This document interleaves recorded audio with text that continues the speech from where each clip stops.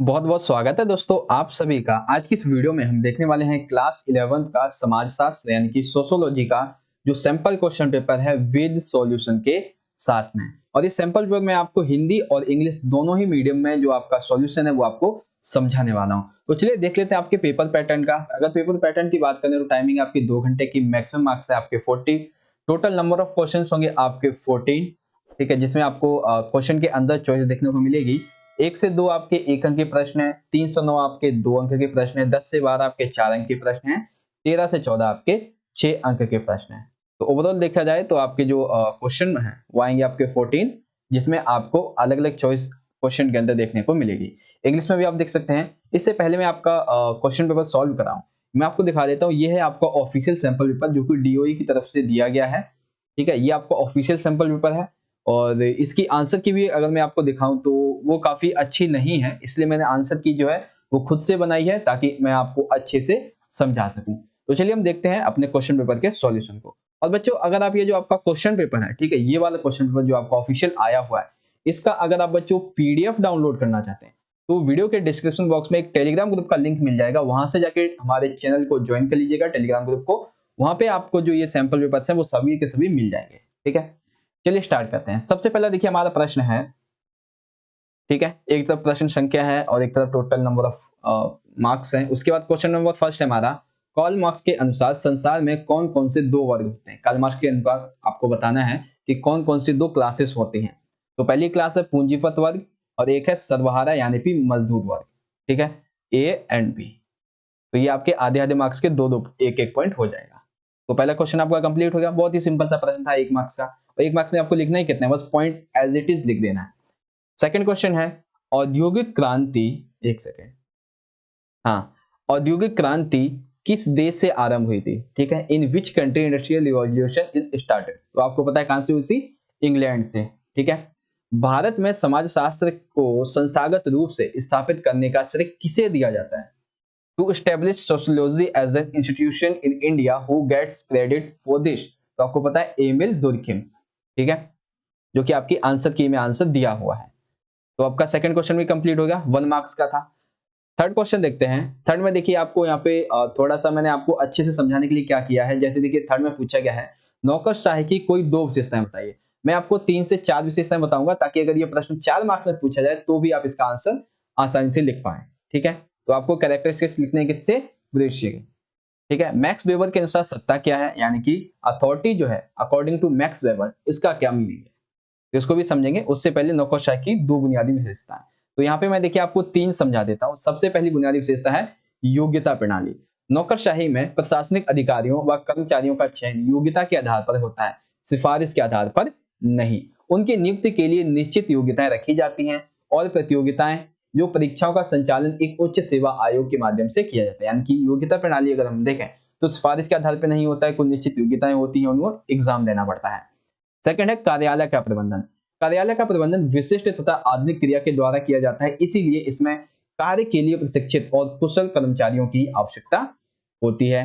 Third है अधिकारियों के प्रकार। नौकरशाही के अंतर्गत प्रत्येक अधिकारी के प्रकार यानी कि जो काम है प्रत्येक अधिकारी के वो अलग अलग होते हैं, सुस्पष्ट होते हैं, जिनका संचालन नियमों के अनुसार, कानूनों के अनुसार और प्रशासनिक विधानों के अनुसार होता है। उच्च अधिकारियों के द्वारा अधीनस्थ वर्गों के अधिकारियों पर नियंत्रण भी रखा जाता है। ठीक है, तो ये तो हो गया आपका इंग्लिश में हिंदी में नौकरशाही की विशेषताएं। अब उसके बाद अगर इंग्लिश में देखें तो सबसे पहला है बच्चों आपका मेरिट सिस्टम यानी कि योग्यता प्रणाली। उसके बाद है मैनेजमेंट ऑफिस। ठीक है बच्चों, एंड देन आपका थर्ड हो जाएगा फंक्शंस ऑफ ऑफिसर्स यानी कि जो कार्य हैं ऑफिसर्स के, उसके बारे में। तो ये तो हो गया आपका जो नौकरशाही है उसकी कुछ विशेषताएं। यहाँ पे 2 पूछी गई, मैंने आपको 3 बता दी ताकि आप अच्छे से अगर 3 में से 2 भी याद कर लेंगे ना तो भी आपको पूरे मार्क्स मिलेंगे, क्योंकि 2 ही पूछे हैं तो 2 ही लिख देंगे। अब थर्ड है मैक्स वेबर के अनुसार सत्ता क्या है। ठीक है, किसके अनुसार, मैक्स वेबर के अनुसार सत्ता क्या है। According to Max Weber what is authority. तो देखते हैं भाई अथॉरिटी है क्या। तो इसका आंसर देखिए यहाँ पे लिखा हुआ है, बहुत ही छोटा सा आंसर है इसका 2 मार्क्स में। इसको आप चाहे तो बड़ा भी कर सकते हैं। मैक्स वेबर के अनुसार सत्ता, सत्ता का अभिप्राय एक ऐसी योग्यता से है जिसके द्वारा कोई व्यक्ति या अन्य व्यक्तियों पर अपनी श्रेष्ठता स्थापित कर सकता है। अगर आपको 1-2 पॉइंट मैक्स वेबर के अनुसार सत्ता के बारे में और भी पता है तो वो भी आप 1 पॉइंट यहाँ पे और ऐड कर सकते हैं। ठीक है, according to Max Weber powers refers to the ability by which a person can establish his superiority over the other people. ठीक है, तो ये सारी चीजें किसके अकॉर्डिंग है, मैक्स वेबर के अनुसार सत्ता। अगर आपको एक दो पॉइंट इसमें और भी याद है तो वो भी आप अपने तरफ से अलग से लिख सकते हैं। ठीक है, तो ये हो गया आपका क्वेश्चन नंबर 3 यहाँ पर कंप्लीट। चलिए आगे चलते हैं, क्वेश्चन नंबर 4 की बात करते हैं। ये भी है आपका 2 मार्क्स का है और ये बहुत ही सिंपल सा प्रश्न है, महानगर किसे कहते हैं। ठीक है, मेट्रोपॉलिटन जो शहर है, जो सिटी है वो क्या है, तो महानगर देखिए भारत में 10 लाख, ठीक है 10 लाख, जो भी 10 लाख से अधिक के शहर होंगे जनसंख्या वाले उन्हें क्या कहेंगे, महानगर कहेंगे। अब 2 मार्क्स में है तो आप इतना तो कह नहीं सकते। अब इसमें आप क्या कर सकते हैं कि उदाहरण लिख देंगे, जैसे कि मुंबई हो गया, सॉरी बृहत मुंबई हो गया, कोलकाता वगैरह, ये आप यहाँ पे लिख सकते हैं। ठीक है, मेट्रोपॉलिटन शहर जो है वो यहाँ पे देख सकते हैं। ठीक है, तो क्वेश्चन नंबर 4 भी आई होप आपको समझ में आ गया होगा, आपका भारत में महानगर किसे कहते हैं। अगला देखते हैं क्वेश्चन नंबर 5 है, सामाजिक परिवर्तन का अर्थ बताइए। ठीक है, और देखिए सामाजिक परिवर्तन का अर्थ बताइए, यानी कि एक तो आपको पूछा गया है meaning of the social change, और एक में है सामाजिक व्यवस्था, यानी कि what is the social order. तो सबसे पहले सामाजिक परिवर्तन को समझिए, आखिर ये सामाजिक परिवर्तन क्या है। तो देखिए समाज में परिवर्तन वे, मतलब सामाजिक परिवर्तन वे परिवर्तन है जो समाज की विभिन्न इकाइयों में भिन्नता लाते हैं, और इस प्रकार समाज के द्वारा मानव संस्थाओं के प्रति मानव संबंधों, मानव प्रक्रियाओं, व्यवस्थाओं आदि का स्वरूप पहले जैसा नहीं रह जाता है। इसे ही हम कहते हैं सामाजिक परिवर्तन। और इंग्लिश में social changes are those changes which bring about difference in different unit of society and thus the nature of human relations, process, system, etc. ये सारी चीजें किसके अकॉर्डिंग है, सामाजिक परिवर्तन के लिए। ठीक है, तो आपको ये तो समझ में आ गया। अब समझिए सामाजिक जो व्यवस्था है यानी कि सोशल ऑर्डर जो है इसका क्या मतलब है। तो देखिए अथवा में ये प्रश्न आपका दिया हुआ है, इसका मतलब देखिए यहाँ पे है सामाजिक व्यवस्था सामाजिक संरचना के कार्यात्मक दृष्टिकोण को इंगित करती है। यदि सामाजिक संरचना के सभी अंग ठीक से कार्य करेंगे तो सामाजिक व्यवस्था भी दुरुस्त रहेगी। यानी कि सामाजिक व्यवस्था जो है वो एक तरह से समाज की जो संरचना है उसके प्रति उसका जो एक कार्यात्मक दृष्टिकोण है उसे हमें बताती है। यदि संरचना के सभी अंग सही से कार्य करेंगे तो समाज व्यवस्था कैसी होगी, सही होगी। अगर सही से कार्य नहीं करेंगे तो सही नहीं होगी। ठीक है, तो ये चीज आपको समझ में आ गई हिंदी में। और इंग्लिश में जो आपको एक सेंटेंस है वो मैंने आपको प्रोवाइड करवा दिया, तो इसे आप समझ सकते हैं। तो यहाँ पे हो गया आपका बच्चों क्वेश्चन नंबर 5 यहाँ पे कंप्लीट 2 मार्क्स का। चलिए आगे चलते हैं, क्वेश्चन नंबर 6 देखते हैं। 6 में पूछा गया है जीवांत परंपरा क्या है। ठीक है, जीवांत परंपरा क्या है। अच्छा एक बार मैं आपको आपके जो चॉइस है कितनी अभी आई हैं, क्वेश्चन 5 में आपको एक चॉइस देखने को मिली है, एक चॉइस आपको क्वेश्चन नंबर 3 में देखने को मिली है, और भी कोई चॉइस है, हाँ क्वेश्चन नंबर 2, यानी कि अभी तक ओवरऑल जो है वो आपकी 3 चॉइस आपको देखने को मिल चुकी है। यानी कि आपका पेपर काफी आसान होने वाला है। तो अब समझिए जीवन परंपरा के बारे में, या फिर इंग्लिश में देखिए। तो सबसे पहले जीवन परंपरा, डीपी मुखर्जी के अनुसार यह एक ऐसी परंपरा है जो भूतकाल से कुछ ग्रहण कर उससे अपने संबंध बनाए रखती है और साथ ही नई चीजों को भी ग्रहण करती है। अतः एक जीवंत परंपरा पुराने तथा नए तत्वों का मिश्रण होती है। और इंग्लिश में लिविंग ट्रेडिशन क्या है, ठीक है, तो ये आप समझते हैं अकॉर्डिंग टू डीपी मुखर्जी। तो जीवन परंपरा क्या है, ये चीज आई होप आपको अच्छे से समझ में आ गई होगी। अब आगे देख लेते हैं, क्वेश्चन नंबर 7 है। इसमें भी देखिए आपसे 2 विशेषताएं पूछी गई है, लेकिन मैं आपको 3 बता देता हूं, और भी हैं इसकी बहुत सारी। तो वैसे देखिए 7 है कल्याणकारी राज्य की कोई 2 विशेषताएं, तो वेलफेयर स्टेट की आपको कोई 2 विशेषताएं बताती है। तो सबसे पहली है हिंदी में, कल्याणकारी राज्य से आशय है कि एक ऐसा आधुनिक राज्य जो जनहित व जन कल्याण के लिए आवश्यक सभी कार्यों को करे। आगे आपको समझ में, कल्याणकारी राज्य क्या है कि एक ऐसा आधुनिक राज्य जो जनहित व जन कल्याण के लिए सभी आवश्यक कार्य को करे।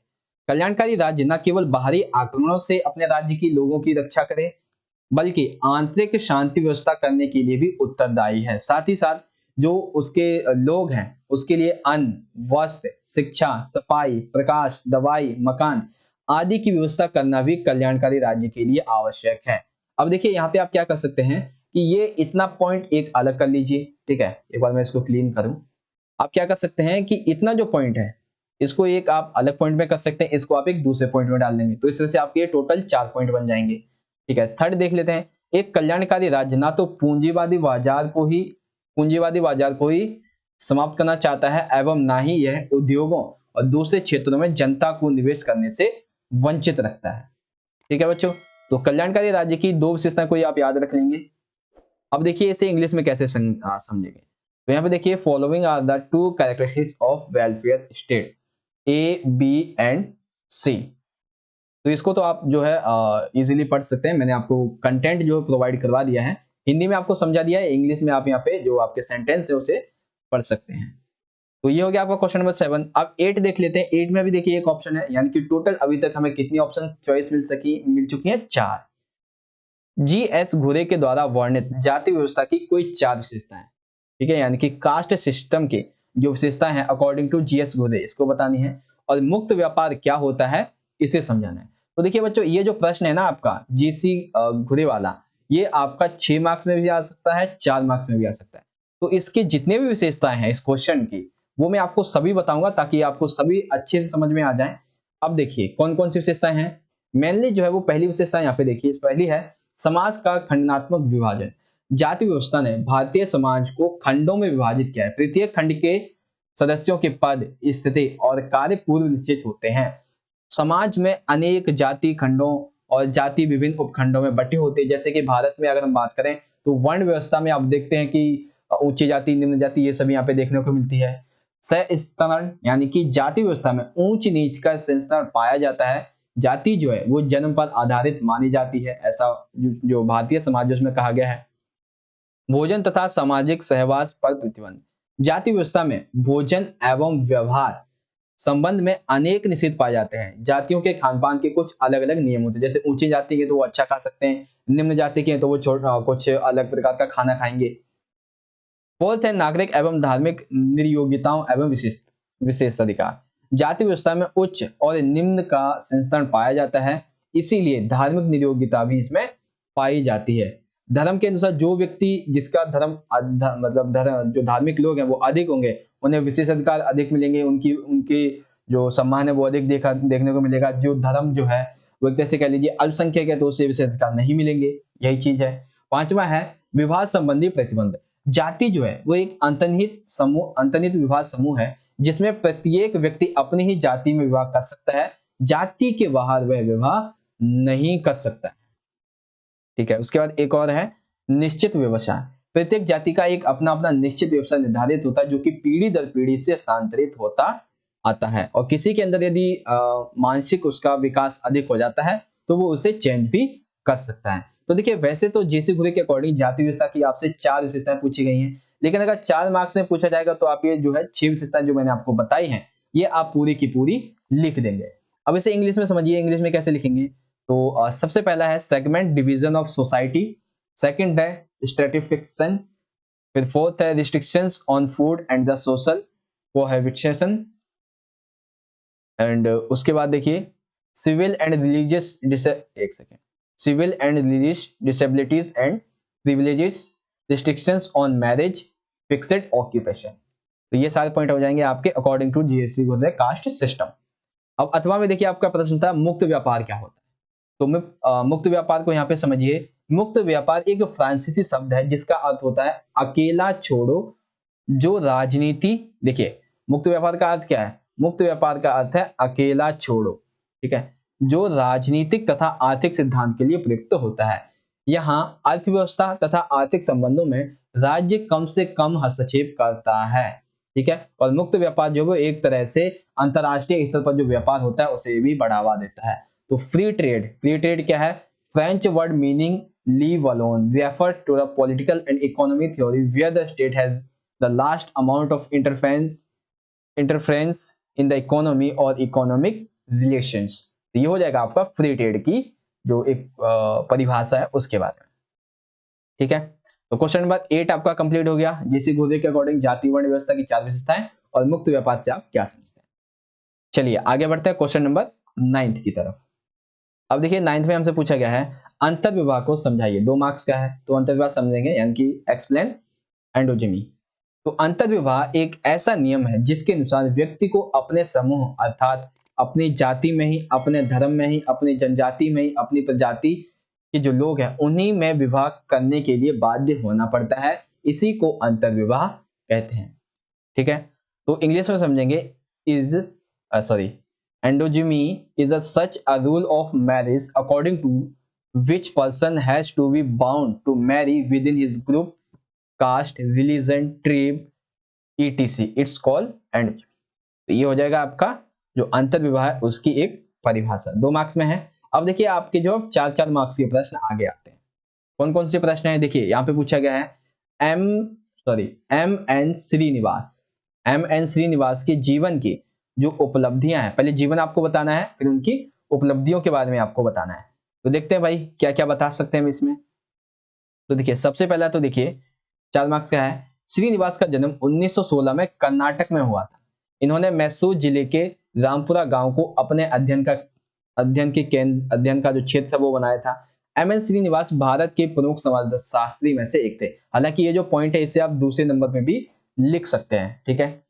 फिर देखिए श्रीनिवास ने सांस्कृतिकरण, लौकिकरण, पश्चिमीकरण और प्रबल जाति की अवधारणा प्रस्तुत की एवं इनकी जो मृत्यु थी वो 1999 में हुई, ठीक है। तो अब इस 2 नंबर को आप 3 बना सकते हैं और ये जो है मृत्यु के बारे में इसको आप 4th पॉइंट में भी डाल सकते हैं। आगे देखिए श्रीनिवास इन्होंने मैसूर विश्वविद्यालय में दर्शन शास्त्र में बीए किया था तथा एमए की उपाधि मुंबई विश्वविद्यालय से जे.एस. घुर्रे के सानिध्य में प्राप्त की थी, ठीक है। आगे लिख लेंगे पॉइंट 6, उच्च अध्ययन के लिए ब्रिटेन गए जहां पर उन्होंने रेडक्लिफ ब्राउन और इवांस प्राचार्ड जैसे महान जो मानव शास्त्री थे इनके संग में रहकर यानी कि इनके साथ में रहकर आगे की पढ़ाई पूरी की। 7th में लिख लेंगे आप बड़ौदा विश्वविद्यालय में समाजशास्त्र विभाग की स्थापना की। उसके बाद 8 में लिख देंगे इसके बाद दिल्ली में स्कूल ऑफ इकोनॉमिक्स में समाजशास्त्र और सामाजिक मानव शास्त्र विभाग का संचालन भी इन्होंने ही किया था, ठीक है। तो ये तो हो जाएगी पूरी की पूरी जीवनी इनके बारे में। अब देखिए यहाँ पे और भी चाहे तो पॉइंट लिख सकते हैं। श्रीनिवास ने कई पुस्तकों की रचना की। इनकी कृतियों में जाति, आधुनिकीकरण, पश्चिमीकरण, सांस्कृतिकरण, सामाजिक परिवर्तन और अन्य अवधारणाओं व प्रक्रियाओं को मुख्य रूप से बनाया गया। ग्रामीण समाज और अन्य मुद्दों को बड़ी साजीदगी से प्रस्तुत इन्होंने किया था। अपने लेखन क्षेत्र और कार्य परंपरा से इन्होंने भारत के समाचार पर भारत के जो कह सकते हैं कि एक न्यूज वगैरह है इस पे एक अपनी अलग छाप छोड़ के गए, ठीक है।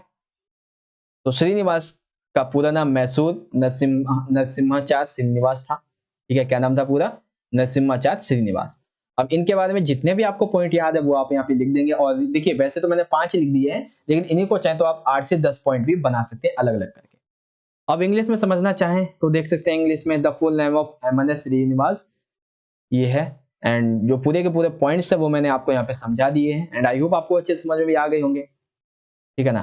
तो क्वेश्चन नंबर 10 यहाँ पे हमारा खत्म होता है जो कि आपका 4 मार्क्स का था। चलिए अब बढ़ते हैं क्वेश्चन नंबर 11 की तरफ।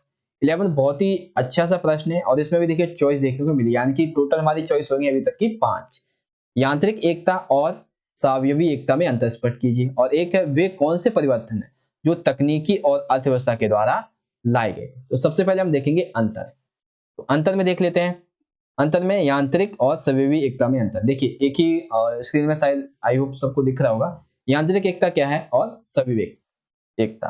तो यांत्रिक में क्या होता है कि कम विकसित समाज में यह प्रभु संपन्न होती है और ये अत्यधिक विकसित समाजों में प्रभु संपन्न होती है। इसमें क्या होता है यांत्रिक में कम जनसंख्या वाले क्षेत्रों में इसका प्रभाव अधिक होता है और इसमें अत्यधिक जनसंख्या वालों में इसका प्रभाव अधिक होता है।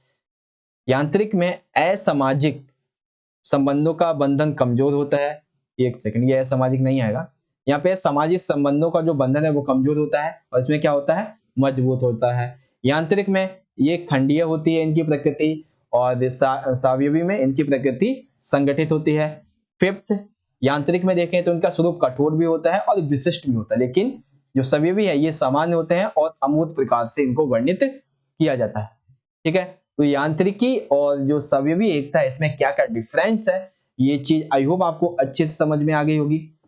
हिंदी में तो आपको समझ में आ ही गया होगा। आप समझिए इंग्लिश में मैकेनिकल एंड ऑर्गेनिक। तो देखते हैं भाई मैंने जो है क्या किया है कि इसका जो एक दूसरा वर्ड है उसे यहाँ पे लिख दिया है, ठीक है। तो ये है मैकेनिकल और एक है आपका ऑर्गेनिक, ये यूनिटी और ये इस सब को भूल जाइए। अब इसमें देखिए कौन कौन से पॉइंट जो है वो यहाँ पे लिखे हुए हैं, इन सभी को क्या है आप अच्छे से इजीली पढ़ पाएंगे, ठीक है। तो मैकेनिकल एंड ऑर्गेनिक इस तरह से आप इसे समझ सकते हैं। उसके बाद हमारा दूसरा क्वेश्चन इसमें क्या बनता है, दूसरा क्वेश्चन बनता है वे कौन से परिवर्तन हैं जो तकनीकी और अर्थव्यवस्था द्वारा लाए गए, यानी कि what are the some kind of changes brought about by technology and economy. तो कौन कौन से चेंजेस हैं जो कि टेक्नोलॉजी एंड इकोनॉमी के द्वारा आए थे। तो समझते हैं, देखो पहले हिंदी में समझेंगे फिर इंग्लिश में समझेंगे। तो सबसे पहला है यातायात के साधनों जैसे कि वाष्पचलित जहाज, रेलगाड़ी ने दुनिया की अर्थव्यवस्था तथा सामाजिक भूगोल को बदल कर रख दिया।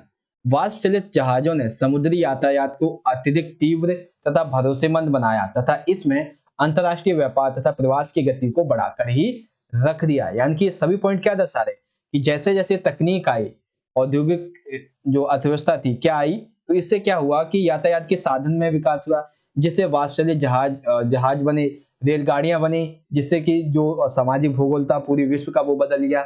जो जहाज थे जो वाष्प से चलते थे, ये समुद्री यातायात के लिए अधिक तीव्र हो गए, भरोसेमंद हो गए, जिससे कि अंतरराष्ट्रीय व्यापार तथा प्रवास की गति और भी हो गई। रेल ने क्या किया, उद्योगों को और व्यापार को अमेरिकी महाद्वीप तथा पश्चिमी विस्तार को भी इसने सक्षम किया। ये सारी चीजें किसकी वजह से हुई, तकनीक और अर्थव्यवस्था की वजह से।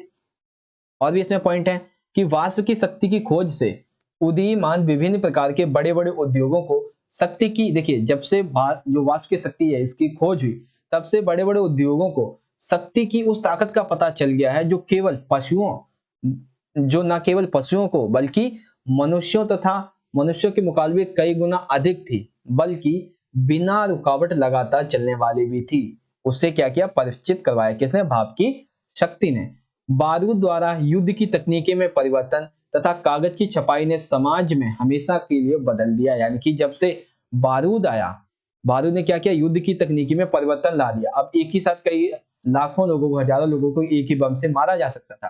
कागज की छपाई से विचार एक जगह से दूसरी जगह फैलने लगे। ब्रिटेन का जो कपड़ा उद्योग था, वहां पे होने वाले तकनीकी परिवर्तन ने समाज को और भी बदल कर रख दिया। ठीक है, तो ये कुछ परिवर्तन थे जो किसकी वजह से आए थे, तकनीकी और अर्थव्यवस्था के द्वारा। तो क्वेश्चन नंबर हमारा यहाँ पे 11 कंप्लीट हो जाता है 4 मार्क्स का। यांत्रिक एकता, सावयवी एकता, वे कौन से परिवर्तन थे जो तकनीकी एवं अर्थव्यवस्था के द्वारा लाए गए थे। तो ये पॉइंट आई होप आपको अच्छे से समझ में आ गया होगा। ठीक है, अब चलिए आगे बढ़ लेते हैं। जो सॉरी, पहले इसे इंग्लिश में देख लीजिए आपका आंसर। और हाँ, ये इंग्लिश में हो गया आपका टेक्नोलॉजी एंड इकोनॉमी। अब चलते हैं क्वेश्चन नंबर 12 की तरफ। 12 में देखिए हमारा बहुत ही सिंपल सा प्रश्न है, बहुत ही जो छोटा प्रश्न है, इस तरह से कह सकते हैं आप, हिंदी में ही है।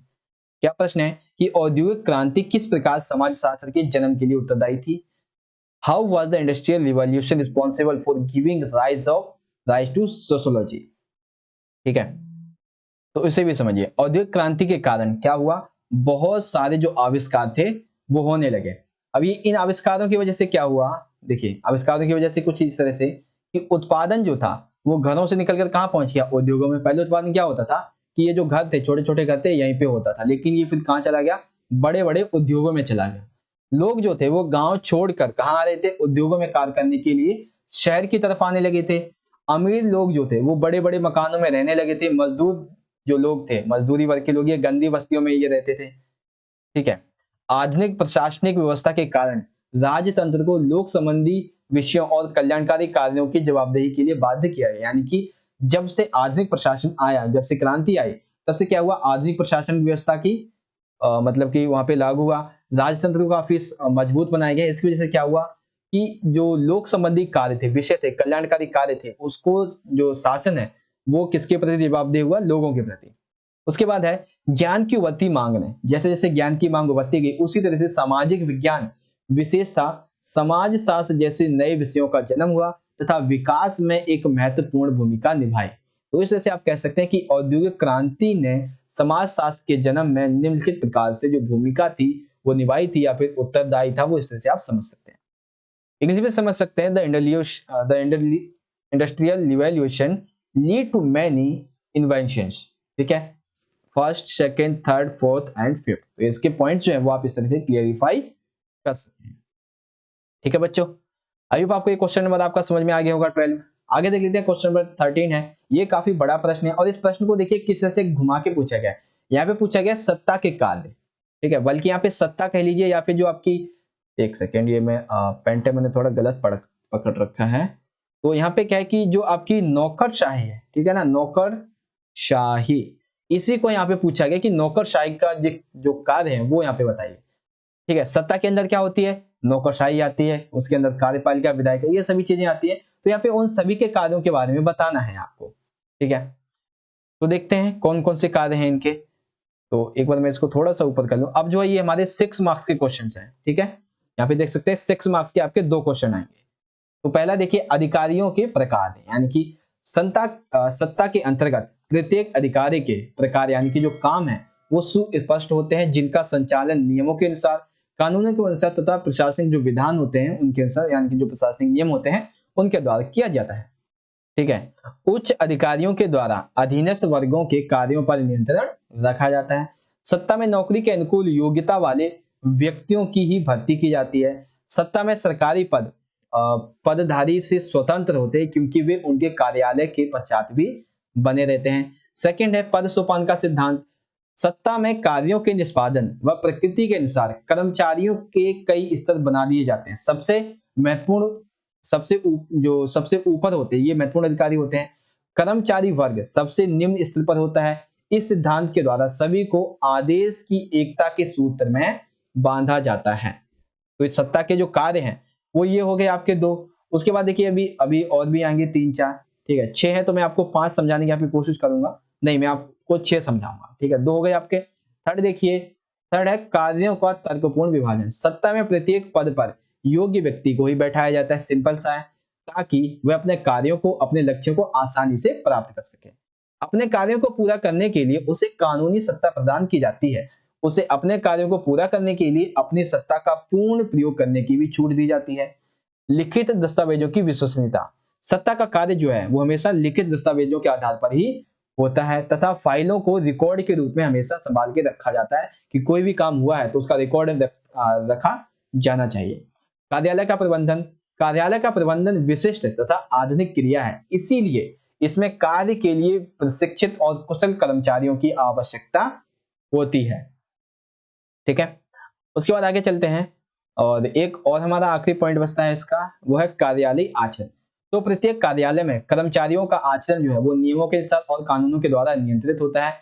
इन्हीं के कारण उनका सार्वजनिक आचरण उन्हें निजी व्यवहार से अलग बनाता है। अपने आचरण के हेतु प्रत्येक कर्मचारी का एक अपना अपना अलग अलग जिम्मेदारी उनकी होती है। तो ये चीज आपको समझ में आ गई कि सत्ता के कार्य क्या क्या है। तो अधिकारियों के प्रकार यानी कि अधिकारियों के कार्य कैसे नियंत्रित होते हैं, पद सोपान का सिद्धांत है, कार्यों का तर्कपूर्ण विभाजन है, लिखित दस्तावेजों की विश्वसनीयता है, कार्यालयों का प्रबंधन है और कार्यालय आचरण है। तो ये हो गया आपका 6 मार्क्स का एक क्वेश्चन कंप्लीट। यानी कि अब आपको क्या समझाना है, describe the functions of authorities in details. तो कौन कौन से फंक्शंस हैं जो कि एक अथॉरिटी के होने चाहिए, तो देख लेते हैं। यहाँ पे सबसे पहला फंक्शंस है फंक्शंस ऑफ ऑफिसर, यानी कि ऑफिसर के फंक्शंस के बारे में है। थ्योरी उसके बारे में है। ठीक है, थ्योरी यरिची। उसके बाद है rational division of task, reliability for of written documents, management of office, official conduct. तो ये सारी चीजें किसके बारे में है, फंक्शंस ऑफ पावर या फिर फंक्शंस ऑफ अथॉरिटी के बारे में। तो 6 मार्क्स का बच्चों आपका ये जो क्वेश्चन है 13 कंप्लीट हो जाता है। आगे बढ़ते हैं, हमारा आखिरी प्रश्न है इस वीडियो का, आपके इस सैंपल क्वेश्चन पेपर का, क्वेश्चन नंबर 14। तो इसमें क्या है कि एक 100 दिया गया है और इसी के आधार पे एक 2 मार्क्स का और एक 4 मार्क्स का आपका जो क्वेश्चन है वो पूछा जाएगा, और जो आंसर है इसके वो आपको इसी के अंदर से मिलेंगे, 1 नंबर का जो है उसको छोड़कर। तो ये हो जाएगा आपका जो स्रोत है, यहाँ पे देख सकते हैं, इसे चाहे तो आप पढ़ सकते हैं इजीली। अब देखिए इसके प्रश्न उत्तर। तो प्रश्न में सबसे पहला प्रश्न है, अलगाववाद का सिद्धांत किसने दिया। देखिए 2 मार्क्स का पूछ लिया है। तो अलगाववाद का सिद्धांत दिया बच्चों कार्ल मार्क्स ने। किसके द्वारा, कार्ल मार्क्स के द्वारा। व्यक्ति में अलगाववाद पैदा होने के क्या कारण। तो व्यक्ति में अलगाववाद पैदा होने के कई कारण है। अब वो कौन कौन से कारण है, अब हम इसे समझेंगे। तो देखिए पहला हो गया, दूसरा सबसे पहला पॉइंट है, पूंजीवादी समाज में अलगाववाद की स्थिति उत्पन्न होती है। कैसे समाज में, जो पूंजीवादी समाज होता है। आधुनिक पूंजीवादी समाज में मनुष्य प्रकृति से अपने आप को काफी अलग थलग देखने लगा है। पूंजीवादी समाज ने सामाजिक व्यवस्था के चले आ रहे सामूहिक रूप को व्यक्तिगत बना दिया है। कामकाजी व्यक्तियों का एक बड़ा समूह स्वयं अपनी मेहनत के फल से वंचित हो गया है, क्योंकि मजदूरों का अपने द्वारा उत्पादित वस्तुओं पर कोई अधिकार नहीं रहा है। इसके अलावा मजदूरों का कार्य प्रणाली पर कोई भी नियंत्रण नहीं रहा है। तो इन सभी कारणों की वजह से जो एक अलगाववादी जो भावना होती है वो पैदा होने लगती है। आज जो व्यक्ति है वो ऐसा लगता है कि स्वयं से अलग हो गया है और अपने जीवन को सक्षम बनाने के लिए वह संघर्ष करता रहा। जहां पर वह आजाद तो है परंतु अलग थलग है और अपने जीवन पर उसका नियंत्रण पहले से और भी कम हो चुका है। ठीक है, तो ये सारी चीजें आप किसके बारे में लिख देंगे, आपका जो व्यक्तिगत अलगाववाद है इसके पैदा होने के कारण। और इसके आंसर जो है वो आपको इसी जो पैराग्राफ है इसी में देखने को मिल जाएंगे। अब देखिए इंग्लिश में देखें तो ये आपका एक पूरा का पूरा पैराग्राफ यहाँ से हो जाएगा और जो क्वेश्चंस हैं वो यहाँ पे देख सकते हैं। Who give the theory of alienation, तो ये है कार्ल मार्क्स के द्वारा। What are the reason of alienation of in human, तो कौन कौन से रीजंस है, first, second, third, fourth and fifth, आपको कोई 4 बताने। ठीक है, तो यहाँ पे हमारा जो क्वेश्चन पेपर होता है वो कंप्लीटली क्या होता है, एंड हो जाता है। तो आई होप बच्चों वीडियो आपको अच्छी लगी होगी। अगर आप चाहें तो एक सेकेंड, हाँ देखिए सभी प्रश्न उत्तर मैं आपको दोबारा दिखा देता हूँ ताकि मैं आपसे थोड़ी और भी बात कर सकूं। तो देखिए बच्चों जो आपको ऑफिशियल सैंपल पेपर आया हुआ था उसी को मैंने कन्वर्ट किया है, यानी कि एक तरह से कहिए मैंने पूरा का पूरा जो वो अलग से लिखा हुआ है एक एक वर्ड को। काफी मेहनत लगी इस वीडियो को बनाने में। आप चाहें तो इसको जो वो अपने दोस्तों के साथ अधिक से अधिक शेयर कीजिएगा, लाइक कीजिएगा और चैनल को सब्सक्राइब नहीं किया है तो कर लीजिए। मैं आपको सभी प्रश्न उत्तर दोबारा से यहाँ पे दिखा रहा हूँ, आप चाहें तो वीडियो को पॉज करके भी इजीली पढ़ सकते हैं। ठीक है, और गाइस अगर आपने अभी तक चैनल को सब्सक्राइब नहीं किया है तो उस रेड बटन पे क्लिक करके चैनल को सब्सक्राइब कर लीजिएगा और इस बेल के नोटिफिकेशन को ऑल पे सेट कर दीजिएगा ताकि आने वाले सभी वीडियोस आप तक पहुंच सकें। और यहाँ पे चैनल पे आने के बाद आपको बहुत सारी वीडियोस आपके कंटेंट से, आपके सब्जेक्ट से संबंधित मिल जाएंगी। और जो प्लेलिस्ट वाला सेक्शन होता है ना बच्चों, ये वाला जो सेक्शन है चैनल का, इसे जरूर चेक कीजिए क्योंकि यहाँ पर जो है वो आपको बहुत सारी आपकी इंपॉर्टेंट प्लेलिस्ट यहाँ पे देखने को मिल जाएंगे। जैसे कि चैप्टर वाइज एक्सप्लेनेशन देखें तो political, history, Hindi, geography. Important question देखें तो political, history, geography and Hindi and English के भी मैं बहुत जल्दी अपलोड करने वाला हूं। तो ये सारी चीजें हैं। और बच्चों अगर आप अपने सभी सैंपल पेपर जो है वो एक ही वीडियो में देखना चाहते हैं और एक ही प्लेलिस्ट में, तो आप क्या कर सकते हैं, एक प्लेलिस्ट है हमारी जिसका लिंक मैं आपको वीडियो के डिस्क्रिप्शन बॉक्स में प्रोवाइड करवा दूंगा। वहां से क्या कर सकते हैं आप, ये जो प्लेलिस्ट है ठीक है, इस पे क्लिक करके आप सभी जो सैंपल पेपर हैं, ये है class 11 sample paper 2021 by term two solution.